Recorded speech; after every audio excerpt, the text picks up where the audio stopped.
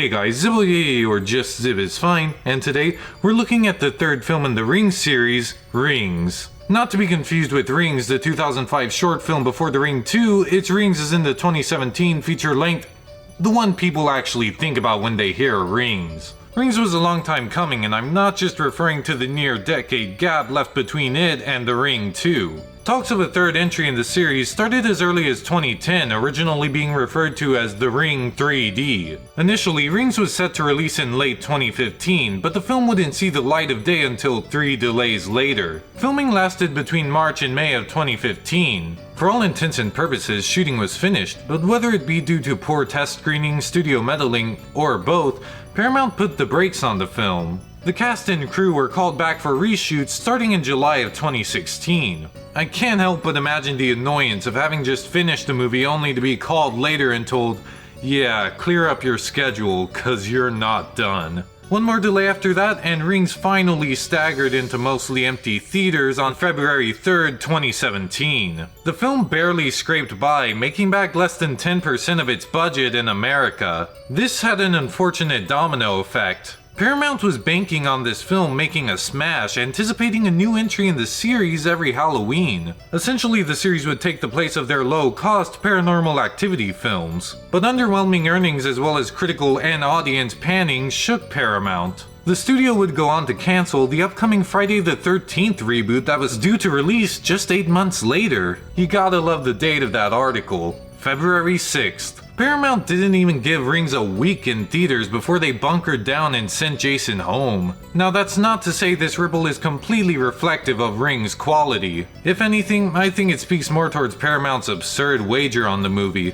Nevertheless though, Rings' failure doesn't bode well. But I made it this far and can't stop here, so let's take another dip down that well with Rings. The plot of the film follows a young woman named Julia. Her boyfriend, Holt, is off to college, but after a mysterious Skype call from his computer, Julia heads off to discover his whereabouts. She finds Holt has been reeled into a cult on campus centered around Samara's video. After watching a copy of Holt's digitized tape, Julia is cursed to die in 7 days. However, with new content revealed in Julia's video, Julia feels she is being directed. It is up to Julia and Holt to find where Samara is leading them and make it past the 7 days. The film is of course a horror movie in spite of how little there is. The film is not shy about resorting to jump scares.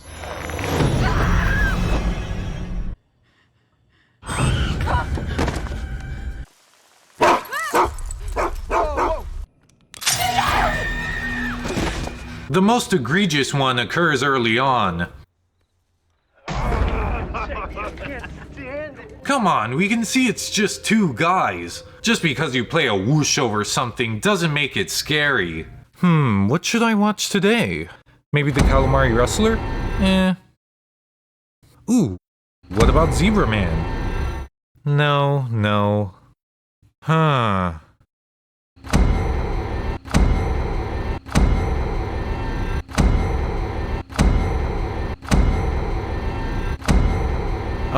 got it.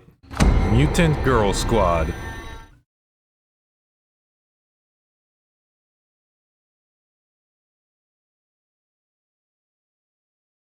Actually, never mind. I'm watching Unico.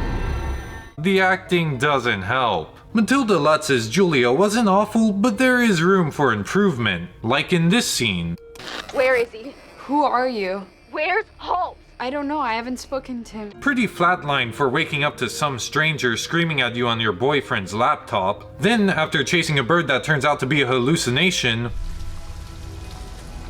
But I saw it. she doesn't sound very confused. On the other hand, I can't blame some of the actors for the poor dialogue they've been given. I'm gonna miss your smell.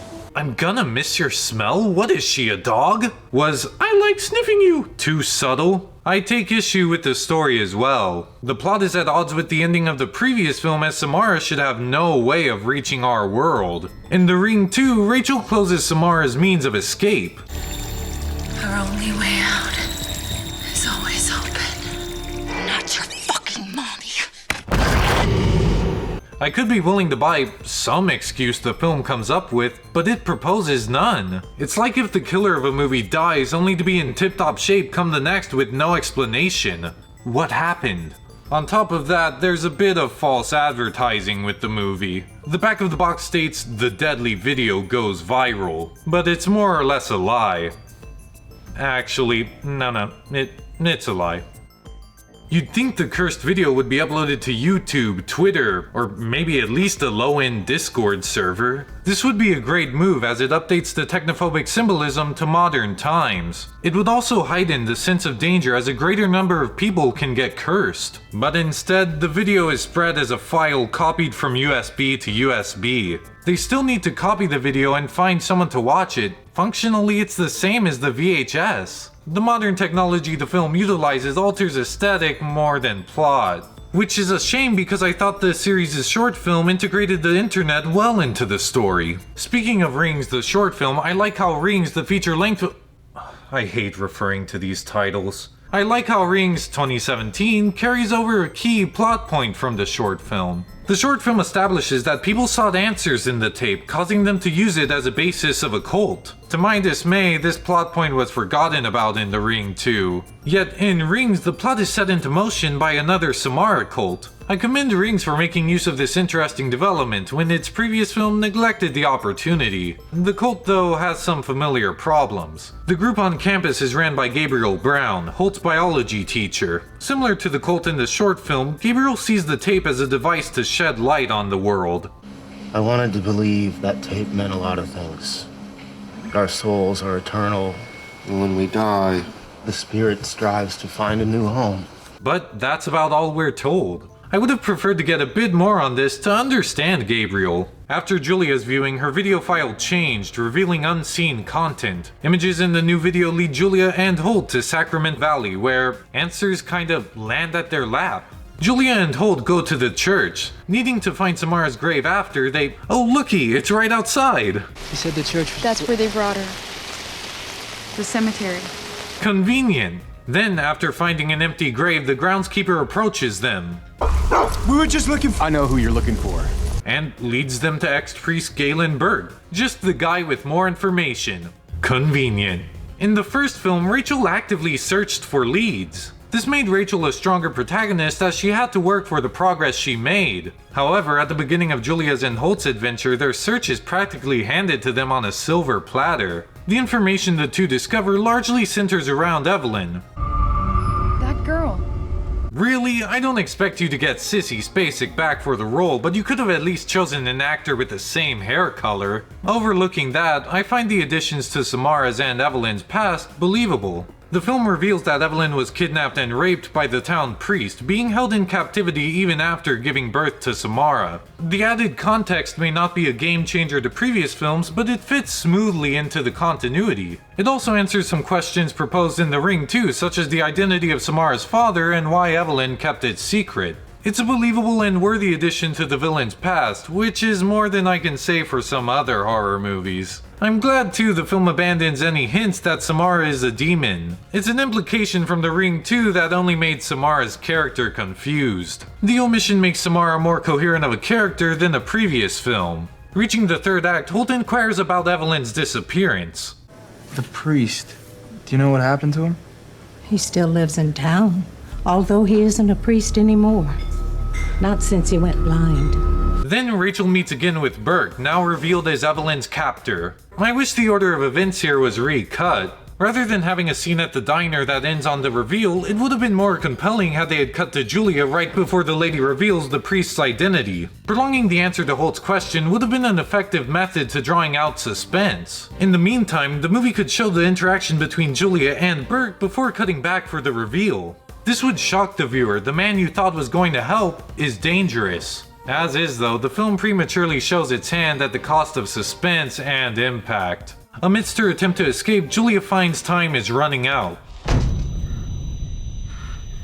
Nosebleeds, in this film at least, represent being within minutes of Samara's emergence. But I had no idea a week had passed. It's not like The Ring where it labels each day. In Rings, we go from scene to scene, all within daylight, then we're given consecutive scenes at night. It seemed like one day and one night.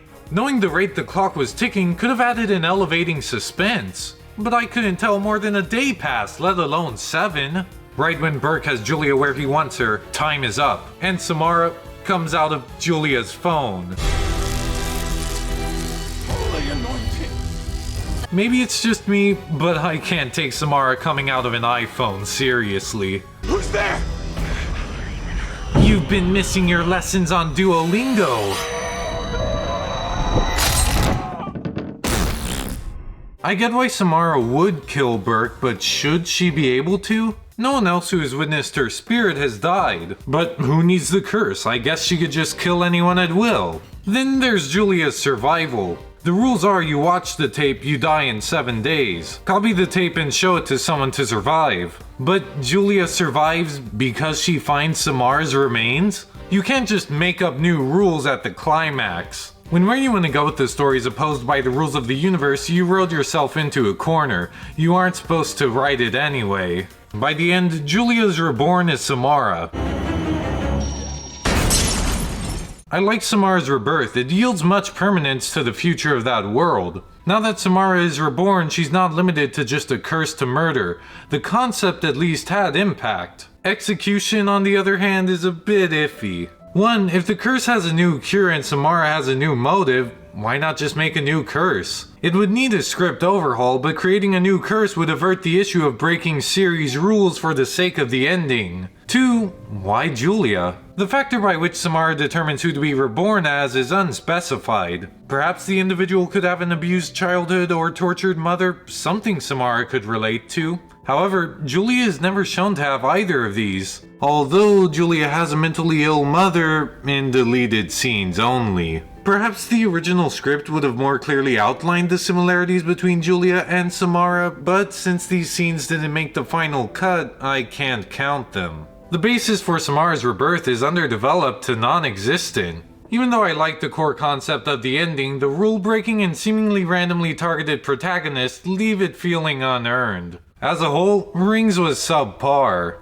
Although I commend the addition to Samara's backstory, the lack of suspense, sanitary PG-13 level scares, and weak plot caused me to consider the appeal of this film less than the depth of a well and more akin to that of a puddle. However, the film wasn't bad enough to cancel a behemoth like Friday the 13th. As much as Rings is a failure, it impacted Paramount far more than it did audiences. Paramount bet on this replacing the low-budget Paranormal Activity. Rings cost over triple Paranormal Activity's average budget and $10 million more than its largest budget. Were Rings to become a series, it would be a huge cost. Not to mention the studio's plan for a yearly release. The Ring isn't like Paranormal Activity. You don't just need some house and a few ghosts. Each film needs Samara, each film continues the narrative. I question the longevity of the series before writers begin to grasp at straws for plot lines or clutter Samara's backstory.